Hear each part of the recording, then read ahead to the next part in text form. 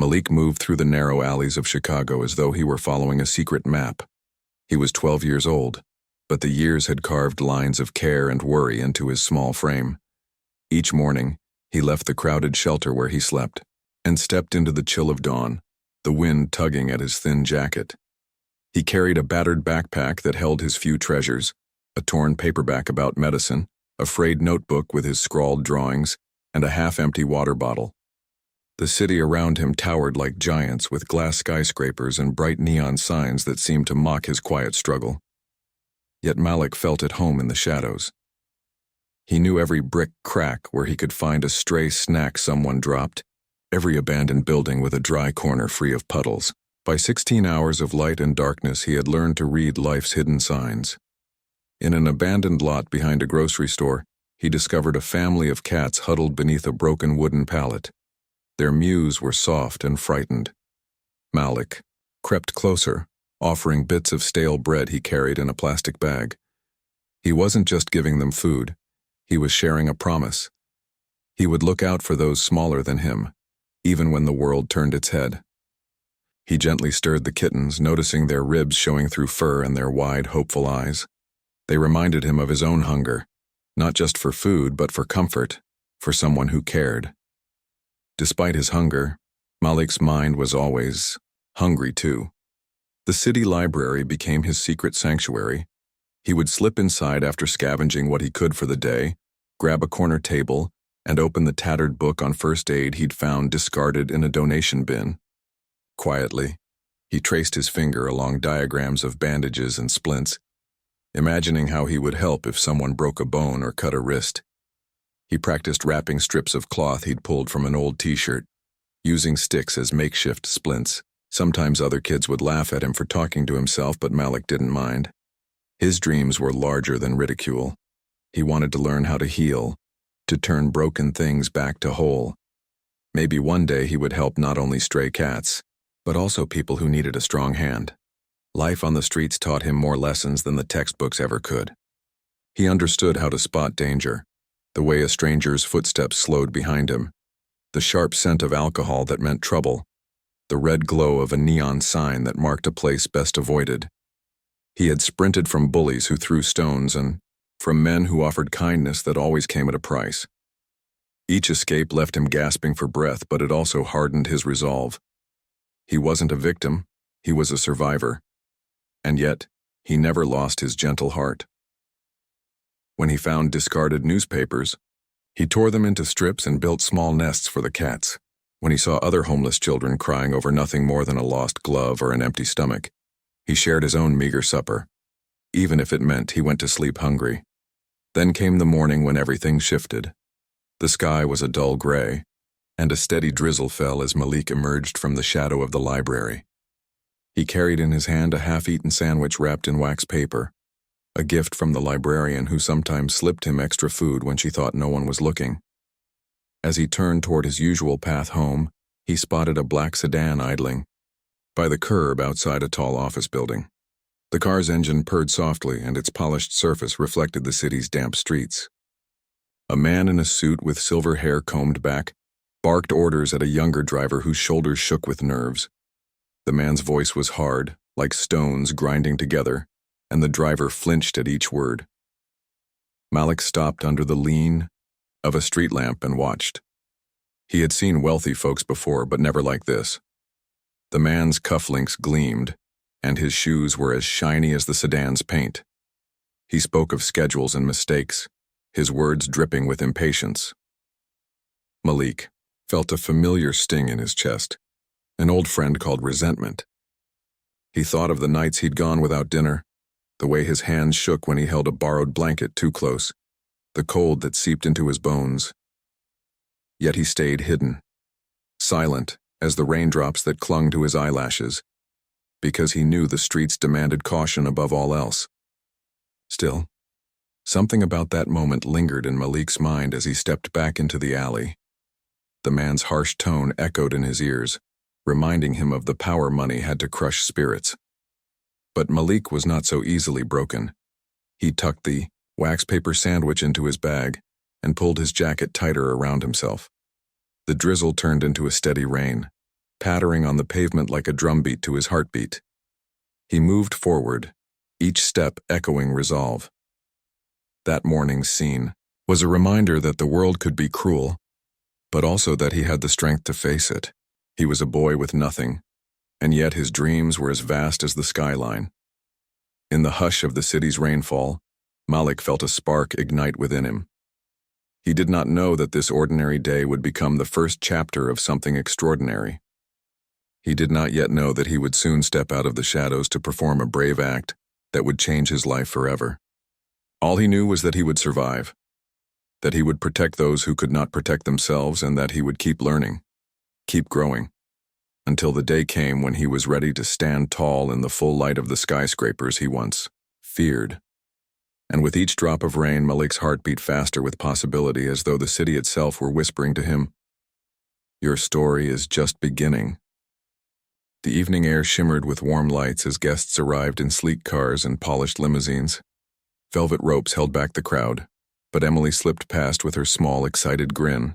She wore a pale blue dress that matched the color of her eyes, and her hair was curled into soft ringlets.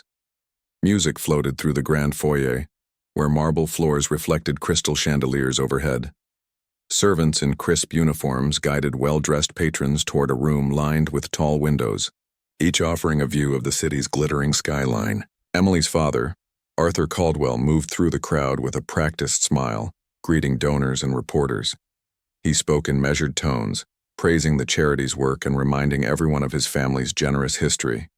Emily hovered at her father's side, clutching a small clutch purse she had insisted on bringing.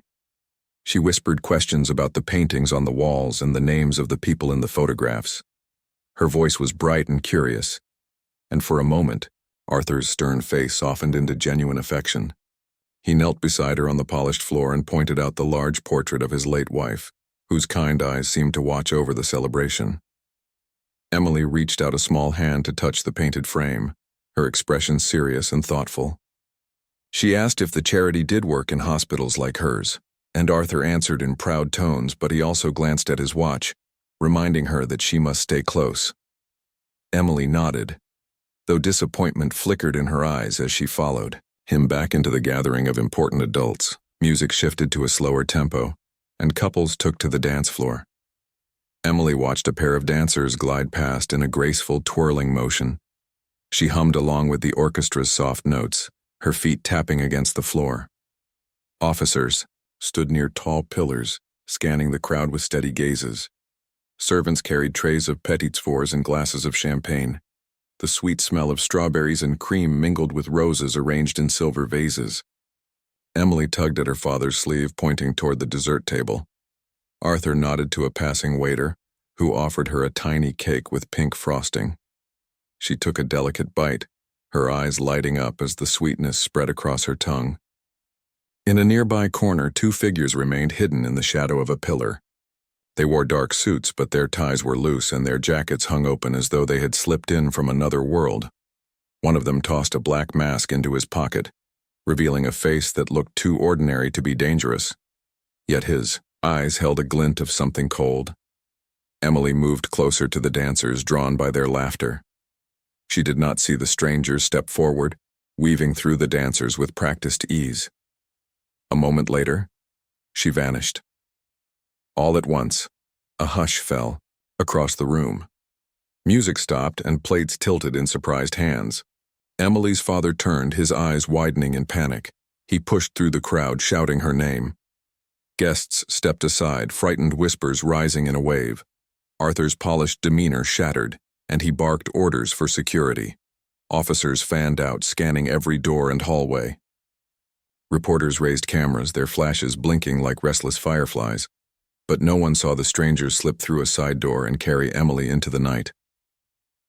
Outside, rain began to fall in light, cold drops. The masked men led Emily down a row of steps, their grip firm but not cruel. Emily struggled, her legs kicking out against their sides, but one of them covered her mouth with a gloved hand. Tears welled in her eyes, but she held back her scream, as her father had taught her to be brave. They pushed her into the back seat of a black sedan, slamming the door shut before she could see the license plate. The engine roared to life, and the car sped away, cutting through the slick streets like a shadow on wheels. Inside the ballroom, Arthur Caldwell looked as though the world had turned upside down. He paced the length of the marble hall, his polished shoes echoing each restless step. His face was ashen and his voice cracked as he demanded answers from his security chief. Reporters crowded around, seeking any detail. But Arthur refused to speak, his attention entirely on finding Emily. He ordered cameras to search every corner of the building and every frame of the security footage. Guests were escorted back to their cars, their formal cloaks forgotten in the chaos. Meanwhile, across town in the same abandoned alley where Malik often made his base, the boy came upon a small piece of paper plastered against a dumpster. It was damp and curling at the edges, but the message was still clear: $5 million or she dies. Malik's heart pounded as he recognized the name scrawled at the bottom, Caldwell.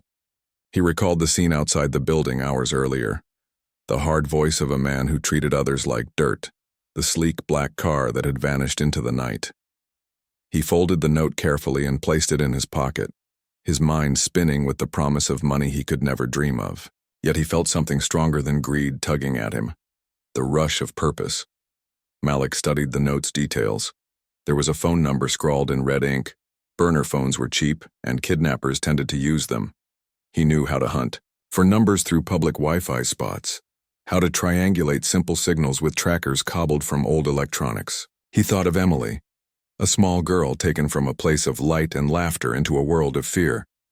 A sense of anger rose in him, not for himself this time, but for the frightened child whose screams had been stifled by a gloved hand. He stuffed the note into his backpack alongside his battered paperback and moved toward the library. Inside, the air was warm, and the hush felt like a blessing. Malik found a corner by a window and laid the ransom note on the table. He opened his notebook, once filled with sketches of cats and splints, and began drawing quick lines, mapping out a plan. He searched for clues on his phone, cross-referencing the number with any public databases he could reach. He scanned the note for fingerprints, but the paper was too damp. Instead, he focused on the timing and the starting point. The alley behind the high-rise was too public, too exposed for a kidnapping escape. The car must have hidden somewhere nearby, perhaps, in a parking garage or a quieter strip of street behind another building. Each idea led to another. A parking garage that serviced the building's executives, a side street that connected to a row of warehouses, a CCTV camera atop a nearby convenience store that might have caught the sedan slipping through. Malik traced his finger over the grid on his notebook, the city's layout unfolding under his palm like a treasure map. He planned to move carefully, using the same tricks he used to avoid bullies and police officers. He would slip into the garage after hours, trace the engine's sound, and look for a car with tinted windows and a locked trunk. At dawn, Malik stepped out of the library with renewed purpose. The rain had washed away the night's grime, leaving puddles that reflected the pale morning sky. He tucked his notebook into his backpack, grabbed a granola bar he had saved, and slipped toward the parking garage. His heart beat with a mix of fear and excitement. He was just a homeless boy, they might say, no one to turn to. But he knew better. He had survived storms, chased stray cats to safety, learned how to heal the wounded, and now he had a new mission: to rescue a kidnapped child, and in doing so, possibly change his own life forever. 3. Malik slipped past the flickering street lamp and into the mouth of the parking garage, each footstep silent against the concrete floor. He paused at the entrance, adjusting the straps of his battered backpack so the weight felt balanced.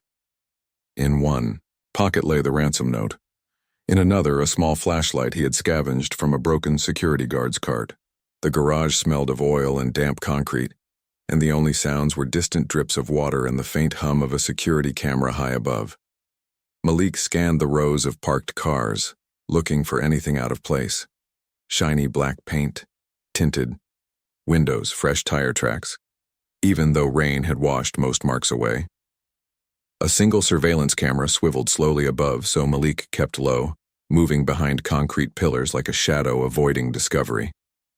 His heart hammered, but he breathed slowly, remembering how he had learned first aid. He reminded himself that fear was a tool, not an enemy. He counted the spaces between vehicles, using them as landmarks in his mind. 1, 2, 3. The seventh pillar from the entrance marked the halfway point. There he crouched and opened his backpack just enough to retrieve the flashlight. He flicked it on for a moment, casting a thin beam across the glossy black hood of a sedan that seemed newer than the rest. The windows were heavily tinted, and the driver's side door was locked tight. Malik knelt at the back of the car, tapping the trunk with his knuckles. Underneath, a thin layer of dust had been disturbed, as if someone had pried it open recently. He smiled to himself. This was the car. Keeping the light off, he crouched beside the wheel well and studied the ground for tire tracks leading toward the exit. His breath caught when he saw faint marks in the dust leading toward a side door. He stood up slowly and crept along the wall. A single door with peeling paint led to a narrow alley behind a row of warehouses. Malik hesitated, his senses on alert, for footsteps or shouts. The alley was littered with cardboard and broken pallets. He shivered when he spotted a rusty security gate that separated the alley from an inner courtyard. Raising his flashlight, he examined the lock. Heavy-duty steel, but the padlock was old and rusted at the seams. He sank to one knee and retrieved a length of wire from his backpack, stolen from a construction site weeks ago and shaped into a makeshift lockpick. Hands steady, he worked the wire inside the padlock's keyhole. His pulse rose when he heard a faint click, and the gate creaked open. Inside the courtyard, the air felt colder, as if the walls trapped the chill of night. The courtyard was broad and empty, except for a few barrels stacked against one wall. Malik moved forward, pressing his back against the bricks. He could hear soft voices on the other side of the yard, low and urgent. He edged toward a small opening between the barrels and peered through. In the next building's loading bay, 2 men stood guard beside a wide-open door. Inside, dim light revealed boxes piled high, and in the corner, a small figure curled on the floor. Malik's breath caught. There was Emily, wrapped in a thin blanket, her knees drawn to her chest. She looked frightened but unharmed, her eyes wide as she glanced at the captors. Malik counted his options. He could rush in and distract the guards, or he could sneak around the building to reach Emily's side. Rushing straight in might alert both guards, making it impossible to move her without being seen. He chose the second option.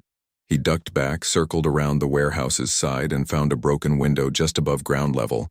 Pushing aside broken glass and torn insulation, he wriggled through the gap, landing softly on the dusty floor.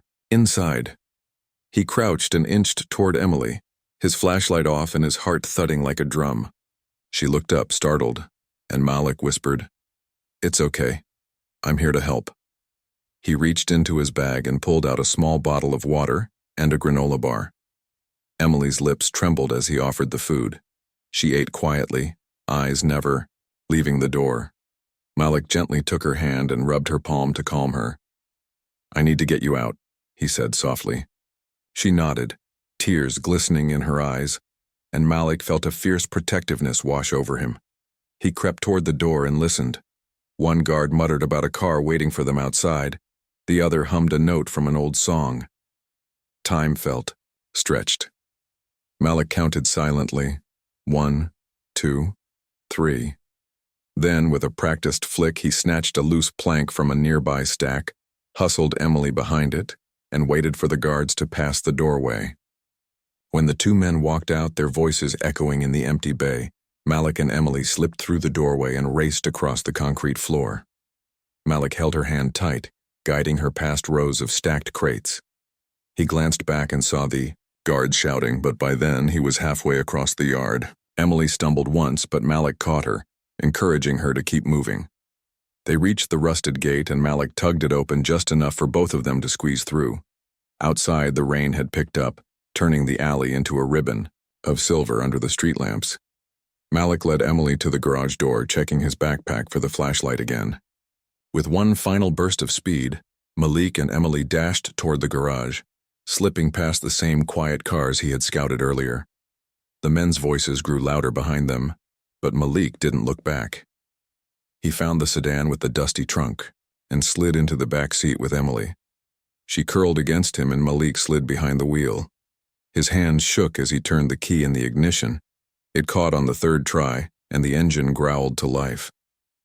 He steered the car toward the entrance and floored the gas pedal. Tires screeched, and the sedan shot out of the garage into the wet street. Malik kept his eyes on the road ahead, rain blurring the city lights into streaks of white and gold. As they sped away, Emily pressed her forehead to the wet glass, watching the world blur by. Malik glanced at her in the rearview mirror. Her small face, streaked with tears, held a look of wonder mixed with fear. He reached into his jacket and pulled out the ransom note, folding it and dropping it onto the passenger seat. His mind raced, with what to do next. He needed to call the police, but if the kidnappers saw Emily freed too soon, they might hurt her. He decided to drive to the nearest open police precinct, where bright lights shone through rain-streaked windows. With each turn of the wheel, Malik felt something shift inside him. The line between his life on the streets and this moment of heroism was dissolving. He wasn't just a boy surviving on scraps anymore.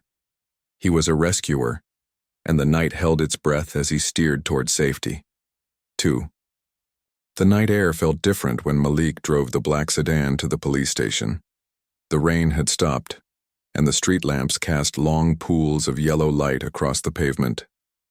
Emily sat next to him, wrapped in his jacket, her small hands clutching the fabric as if it were a lifeline. Malik spotted the blue and white lights of the precinct ahead, their glow reflecting on the wet asphalt. He guided the car into the empty parking lot and killed the engine. For a moment, neither of them spoke. The only sound was the faint hum of the station's neon sign. Malik opened the door gently and helped Emily climb out. She stayed close to his side, her eyes wide but steady.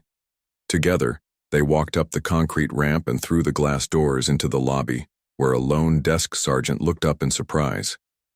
"We need help," Malik said, voice calm but urgent. He placed a hand on Emily's shoulder and pointed to the girl, whose eyes welled with tears.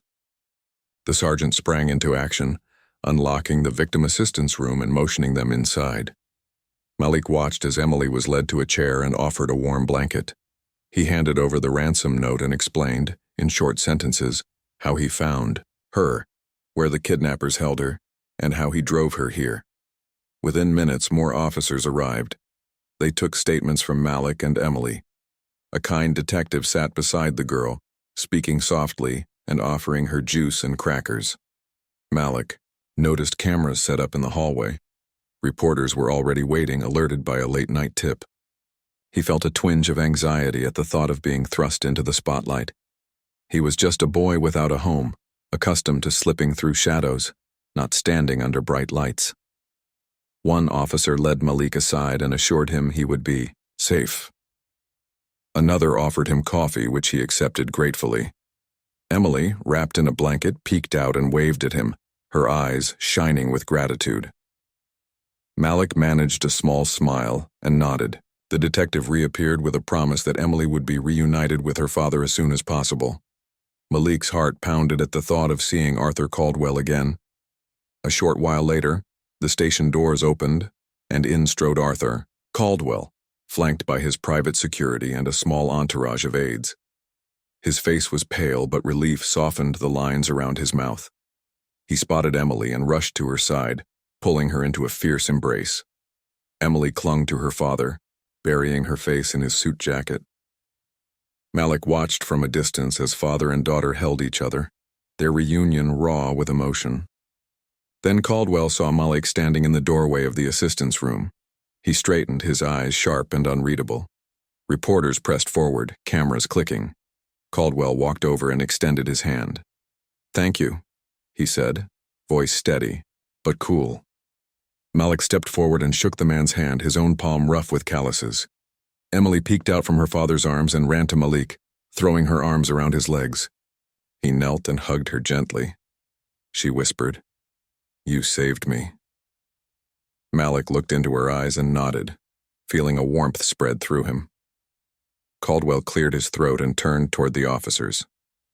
"This young man is a hero," he announced, voice carrying in the lobby. Reporters snapped more photos, their flashes staccato beats in the hush. "He deserves our gratitude and more." He reached into his jacket and pulled out a check. $5 million, he said, holding it up so everyone could see. For you, as a reward. Malik's eyes widened. He looked down at the check, then back at Caldwell, unsure what to say. Caldwell frowned slightly as if remembering something. He reached into his pocket again and pulled out a small envelope. And this, he said, handing it to Malik, is for your education. You have something special. Courage, intelligence, compassion. I don't want you to waste it. The envelope felt heavy in Malik's hand. He thought of the battered notebooks in his bag, the books he studied in the library, the dreams he kept hidden under his thin jacket. Reporters crowded around, shouting questions. What made you help? How did you find her? Do you have family? Malik held up a hand, shakily. I just did what anyone would do, he said quietly. I saw someone in danger. His voice grew steadier as he spoke. Anyone can be brave when they see a person who needs help. A hush fell, and even the flashing cameras seemed to pause. That night, Malik left the station with Caldwell's envelope in his pocket and the check tucked away in his backpack. Emily walked beside him for a block, holding his hand until they reached the curb where a limousine idled. She hugged him one more time and whispered, "Thank you." Malik smiled and squeezed her hand back. "Be safe," he said. Then she climbed in, and the car drove away, windshield wipers slicing through the darkness. Malik turned and headed back toward the alley, where he lived. The streets felt different now. Shadows looked deeper, street lamps harsher. He passed the library and paused at the front steps. The doors were locked, but a small window glowed with the librarian's desk lamp. He thought of the afternoons he had spent there, hidden away with his medicine book and his dreams. He realized that his life was on the cusp of change. Back in the alley, Malik climbed onto the concrete ledge he called his bed. He pulled Caldwell's envelope from his pocket and slid it open. Inside was a letter from the millionaire himself, offering Malik a full scholarship to a private school, along with a small monthly allowance and access to counseling and health care. The letter spoke of belief in second chances, of the power of kindness, and of the responsibility that came with opportunity. Malik read it twice, his heart humming with a mix of hope and fear. He looked up at the night sky, where a single star shone through a gap between buildings. He thought of the kittens he had fed, the wounds he had learned to bandage, the danger he had braved to rescue a frightened child. He thought of Emily's honest eyes and her whispered thanks. He realized that his story was changing, but who he was remained the same. A boy who cared for others, who believed that everyone, no matter how small or broken, could make a difference. Malik closed the letter and tucked it into his notebook, alongside his sketches and plans. He lay down on his makeshift bed and stared at the sky until sleep claimed him. In his dreams, he walked beside Emily through sunlit streets, her laughter ringing like bells. He felt the promise of tomorrow, of school, of books, of a place to belong. And for the first time, he believed that he could step into the light without fear. And somewhere beyond the city's glow, the world waited to see what he would do next. The weeks that followed were unlike anything Malik had ever imagined. Life had suddenly shifted, pulling him from the shadowy corners of the streets into bright classrooms filled with voices, laughter, and books stacked neatly on shelves. His new school, a private academy in a quiet neighborhood, was worlds away from the life he had known. At first, the hallways felt too clean, too perfect, the desks polished, the uniforms neatly pressed. Everything seemed unreal, like he had stepped into someone else's story. Yet slowly, Malik began to find his place. He was given a small room in a group home nearby, with a clean bed, fresh clothes, and meals that were warm and filling. He still carried his worn backpack everywhere, a reminder of his past. Inside were his old notebook and the medicine book, pages worn thin from his constant reading. His teachers noticed how carefully he studied each lesson, how eagerly he asked questions about science and health. Malik didn't just want to pass, he wanted to understand. He wanted to use what he learned to help others just as he had helped Emily. Emily had started school nearby too, After convincing her father she wanted to attend the same public school her mother had attended as a child, she often waited outside the academy gates to greet Malik with a cheerful wave. Sometimes they walked home together, chatting about their day, their differences fading with each conversation. Emily's friendship was simple and pure, free from judgment or pity.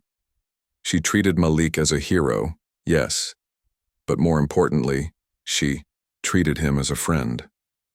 Arthur Caldwell kept his distance, though his presence lingered in Malik's new life. The millionaire watched from afar, ensuring Malik had everything he needed, but never imposing. Malik knew Caldwell was uncomfortable around him, perhaps unsure of how to speak to a boy whose bravery had changed the man's life so drastically. Malik didn't mind the distance. He preferred quiet gratitude over public praise. Besides, his life wasn't defined by Caldwell's wealth.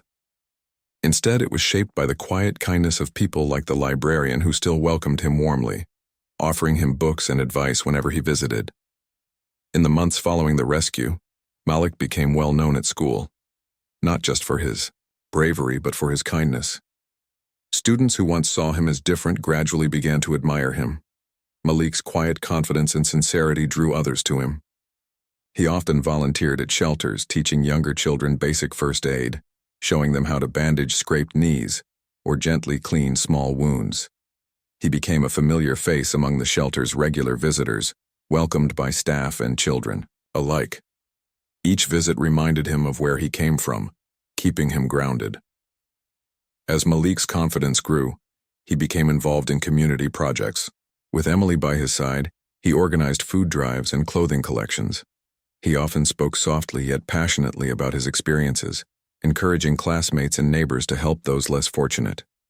Soon, the entire neighborhood knew Malik, not just as the hero who rescued a millionaire's daughter, but as a boy whose heart was bigger than his past struggles. Emily, too, blossomed from the experience. Her cheerful nature became stronger, kinder, more empathetic. Often, Malik noticed her reaching out to other children who seemed lonely or sad, gently offering friendship or comfort. Their friendship deepened, built on mutual respect and shared purpose. Malik knew that Emily's compassion wasn't merely gratitude, it was genuine, rooted deeply in her character. One chilly afternoon, Malik found himself sitting in the library, just as he had done countless times before. This time, though, he wasn't hidden in a corner. He was at the main table, surrounded by other students who listened closely as he explained a difficult concept from biology class. As he spoke, he caught sight of Emily smiling from the doorway. She waved and joined the group, effortlessly joining the conversation. Malik smiled back, a sense of pride filling him, not just because of what he had achieved, but because he could finally see the value others placed in him as well. That evening, Malik returned to his room and sat quietly by the window. He opened his notebook, flipping through pages filled with drawings and plans. His eyes fell on an old page, a rough map of the city streets, traced hurriedly in pencil, the night he rescued Emily. His heart swelled with gratitude, not only for the second chance he'd been given, but for the strength that his difficult past had provided him. The streets had taught him survival, courage, and compassion, lessons far more valuable than money or fame. He closed the notebook and gazed at the setting sun, feeling at peace. His dreams had begun to take shape, no longer hidden in shadows but proudly displayed in the daylight. His ambition to become a doctor, a healer of wounds, both seen and unseen, felt possible now. Malik knew the road ahead would be challenging, yet he felt ready, strong enough to face whatever came next. Months turned into a year, and Malik continued to flourish. One bright spring day, he stood proudly on stage at a school ceremony, accepting an award, not just for his bravery during Emily's rescue, but for his ongoing dedication to community service. Applause filled the auditorium, warm and genuine. Emily sat in the front row, clapping loudly, pride shining in her eyes.